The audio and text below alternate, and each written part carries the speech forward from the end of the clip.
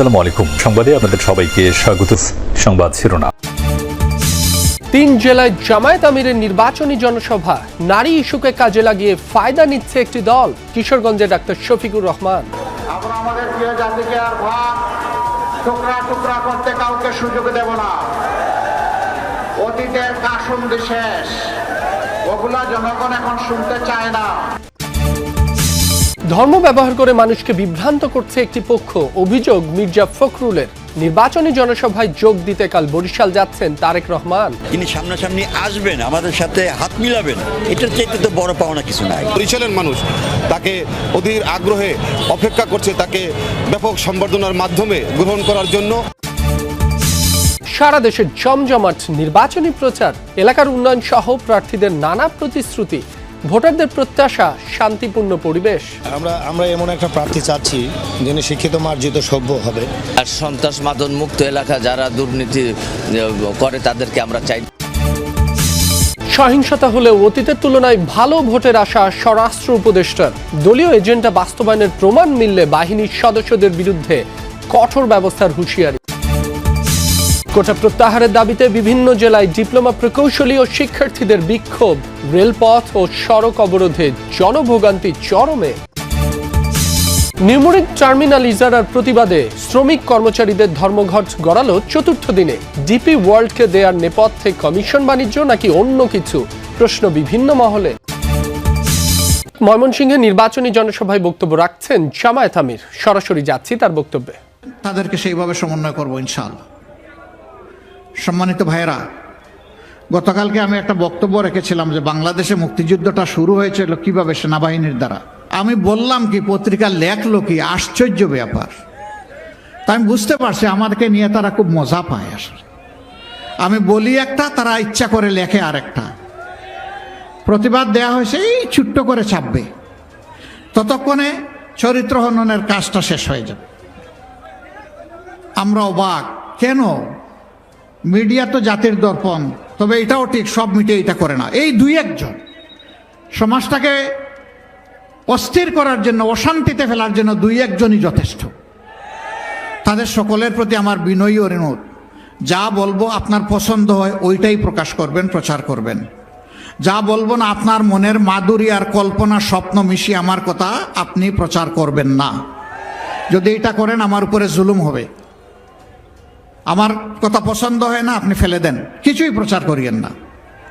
কিন্তু প্রচার করতে হলে আমার কথাটা হুবহু আমার মতো করে প্রচার করতে হবে। সম্মানিত ময়মনসিংহবাসী, অনেকগুলা সঙ্গত দাবি এখানকার আছে আপনাদের কাছে। আমরা ময়মনসিংহের টোটাল এখানে কি 11টা আসন নাকি? হ্যাঁ, 11টা, টোটাল 11টা আসন এখানে আছে। আপনারা প্রথম ভোটটা তো ইনশাল্লাহ হাতে দিচ্ছেন, দ্বিতীয় ভোটটা কিসে দিবেন? না শুধু পাল্লায় দিলে ইনসাফ হবে নাকি? আমরা তো ইনসাফ কায়েম করব। মানে 11 দলের পক্ষ থেকে যাকে যেখানে দেয়া হয়েছে তাকেই দিতে হবে ইনশাল্লাহ। কি দুর্বল জি না শক্ত জি? মাশাল্লাহ মাশাল্লাহ মাশাল্লাহ। এবার আমি একে একে এই সমস্ত বন্ধুদের হাতে আমি প্রতীক তুলে দিচ্ছি। আল্লাহ তাআলার দরবারে দোয়া করি আমাদের এই তুলে দেওয়াটা আল্লাহ যেন কবুল করেন, যেন বরকতময় হয়, যেন জাতির তারা পথ প্রদর্শক হিসাবে, সেবক হিসাবে, মালিক নয় সেবক হিসাবে তারা যেন এগিয়ে আসতে পারেন। আল্লাহ যেন কবুল করেন। নারী ইস্যুকে কাজে লাগিয়ে কিছু গ্রুপ জামায়াতের পেছনে লেগেছে।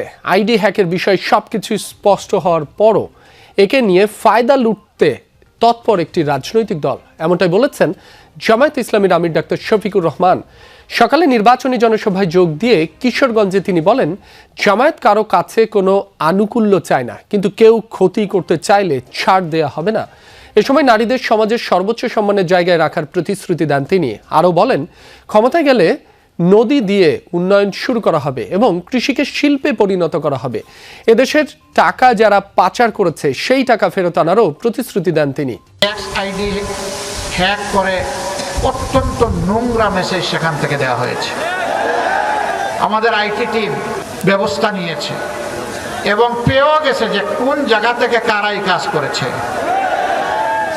আশ্চর্যের বিষয়, একটি রাজনৈতিক সংগঠন এই সব কিছু স্পষ্ট হওয়ার পরেও এইটা নিয়ে তারা এখন ব্যবসা করছেন। বন্ধুরা, মানুষ চিনে কে কাকে কিভাবে সম্মান করে। একটি গোষ্ঠী ধর্মকে ব্যবহার করে মানুষকে বিভ্রান্ত করছে, ঠাকুরগাঁও এমনটা বলেছেন বিএনপি মহাসচিব মির্জা ফখরুল ইসলাম আলমগীর। দুপুরে পৌরসভা কমিউনিটি চত্বরে আয়োজিত পথসভায় অংশ নেন তিনি। এ সময় মির্জা ফখরুল বলেন, এই নির্বাচন অত্যন্ত গুরুত্বপূর্ণ, সঠিক সিদ্ধান্ত নিতে না পারলে দেশ আবারও পিছিয়ে পড়বে। এ বিষয়ে সবাইকে সজাগ থাকার আহ্বান জানান তিনি। বলেন, গণতন্ত্রের প্রশ্নে বিএনপি আপোষহীন, সমৃদ্ধ দেশ গড়তে সবাইকে ধানের শীষে ভোট দেওয়ার আহ্বান জানান বিএনপি মহাসচিব। ভোটের সময় মানুষ বিভিন্নভাবে মানুষের বিভ্রান্ত করে। আপনার কাছের লোক থেকে জিততে ভুল বোঝায় যায় বিভিন্নভাবে। দুর্ভাগ্যজনকভাবে আমাদের ঠাকুরগাঁও সেই কাজটা হচ্ছে। এখানে ধর্মকে ব্যবহার করে মানুষের বিভ্রান্ত করার চেষ্টা করা হচ্ছে। প্রায় 2 দশক পর কাল বরিশাল যাচ্ছেন বিএনপি চেয়ারম্যান তারেক রহমান। দলের চেয়ারম্যানকে বরণ করে নিতে প্রস্তুতিও চলছে জোরে সোরে। বেলস পার্ক মাঠে মঞ্চ তৈরির কাজ শেষের দিকে। নেতাকর্মীরা বলছেন, বিএনপির ঘাঁটি হিসেবে পরিচিত বরিশালে তারেক রহমানের সফর তাৎপর্যপূর্ণ। একদিন দুদিন নয়, প্রায় 20 বছর পর বরিশালে আসছেন বিএনপি চেয়ারম্যান তারেক রহমান। দলের কাণ্ডারির আগমন উপলক্ষে আনন্দের জোয়ার নেতাকর্মীদের মাঝে। সাজ রব গোটা দক্ষিণাঞ্চলে।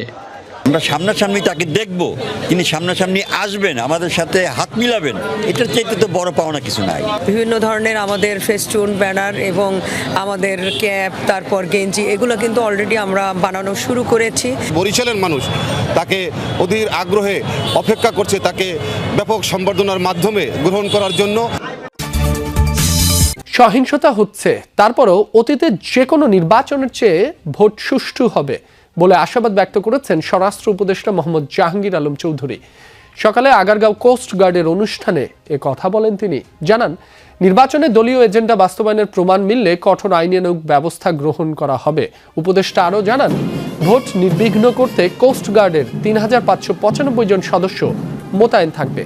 এর আগে দেশের সমুদ্রসীমা ও উপকূলীয় নিরাপত্তায় বিশেষ অবদানের স্বীকৃতি স্বরূপ বাংলাদেশ কোস্ট গার্ডের 40 জন সদস্যদের হাতে পদক তুলে দেওয়া হয়। ব্যক্তি, দল কিংবা রাজনৈতিক কোনো এজেন্ডা বাস্তবায়নে কেউ জড়িত হবেন না। নির্বাচনে আপনারা আইন, বিধি ও জননিরাপত্তা প্রাধান্য দিয়ে কাজ করবেন। যদি কারো বিরুদ্ধে কোনো প্রকার কোনো প্রার্থীর পক্ষে কাজ করার বা কোনো দলীয় এজেন্ডা বাস্তবায়নের প্রমাণ পাওয়া যায়, তবে তার বিরুদ্ধে আইনানুগ ব্যবস্থা গ্রহণ করা হবে।